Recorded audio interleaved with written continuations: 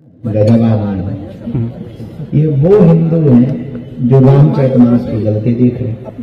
ये वो सोए हुए हिंदू हैं जो राजस्थान में गाय की पूंछ को काट कर धर्म विरोधी हनुमान जी के ऊपर चढ़ा देते और हिंदू कुछ बोलेगा। कौन सोया हुआ हिंदू है जो श्रद्धा के 35 टुकड़े हो गए पर इस देश में एक भी फतवा जारी नहीं हुआ हिंदुओं ने मांग ली? कौन सोए हुए हिंदू हैं?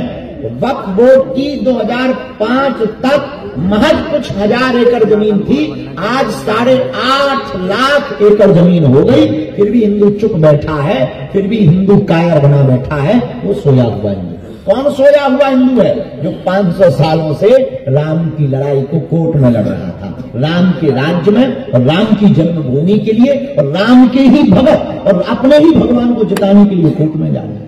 कौन सोया हुआ हिंदू है? वो सोए हुए हिंदू हैं जिनके भगवान कृष्ण गीता आदर्श है, उन भगवान कृष्ण को भी जन्मभूमि में बैठने नहीं दिया जा रहा।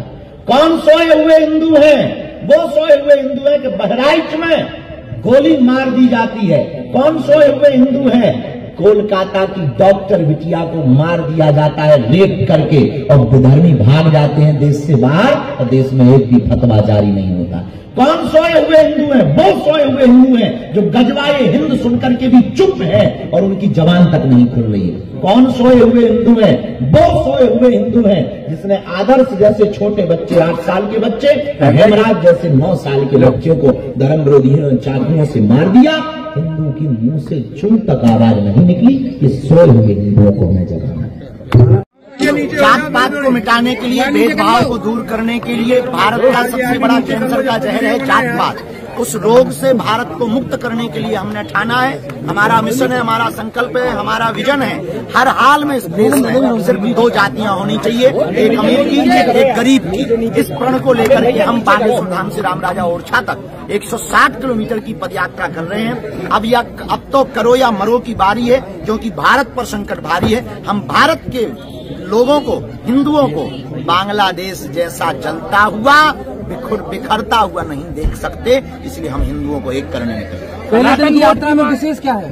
पहले दिन की यात्रा में विशेष क्या है? पहले दिवस में विशेष तो यही है कि यात्रा शुरू हो रही है। दूसरा ये है कि हमारे जैसा आदमी जो 1 किलोमीटर नहीं चलता है उसने संकल्प लिया 160 किलोमीटर का।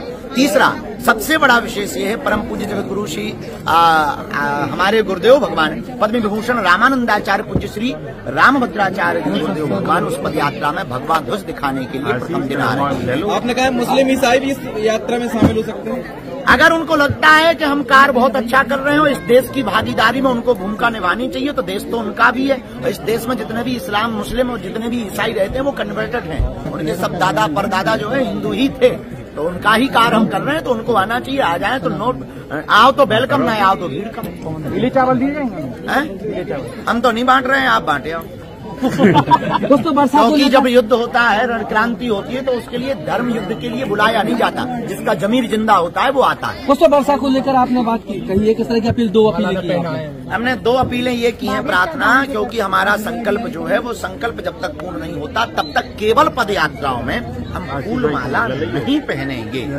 केवल पद यात्राओं में हम फूल माला, स्वागत, सम्मान स्वीकार नहीं करेंगे, क्योंकि हम स्वागत पाने उस यात्रा को शोभा यात्रा बनाने नहीं जा रहे। हम पद यात्रा विचारों की क्रांति जगाने के लिए लेकर जा रहे। फूलमाला में फंस जाएंगे फिर विचार कौन देगा?